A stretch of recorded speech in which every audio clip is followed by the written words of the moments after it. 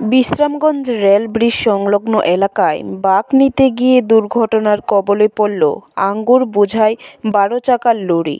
ঘটনা সোমবার গভীর রাত ১টা ৩০ মিনিট নাগাদ। জানা যায়, TN28BS 0560 নম্বরের বহির্রাজ্যের ১২ চাকার লরি মহারাষ্ট্র থেকে আঙ্গুর বোঝাই করে সোনামুড়ার উদ্দেশ্যে যাওয়ার পথে বিশ্রামগঞ্জ রেল ব্রিজ সংলগ্ন এলাকায় দ্রুত গতিতে থাকায় বাঁক নিতে গিয়ে সোমবার গভীর রাতে সড়কে উল্টে যায়। অল্প বিস্তর আহত হয় চালক। দুর্ঘটনার খবর পেয়ে ছুটে আসে পুলিশ।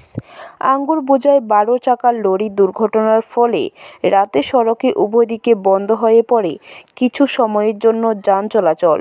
পরবর্তী সময়ে মঙ্গলবার সকাল ৯টা ৩০ নাগাদ প্রশাসনের তৎপরতায় সড়কে পড়ে থাকা গাড়িটি রাস্তার পাশে নিয়ে যাওয়ার ফলে সড়কে যান চলাচল স্বাভাবিক হয়। এ নিয়ে সংবাদ মাধ্যমে বিস্তারিত জানান গাড়ির চালক। कुछ बताओ, क्या हुआ था रात? आप हो कौन? आपको क्या बताएं? मैं प्रेस से हूँ।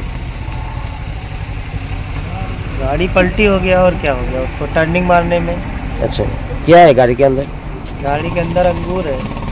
ब्यूरो रिपोर्ट, खबर त्रिपुरा।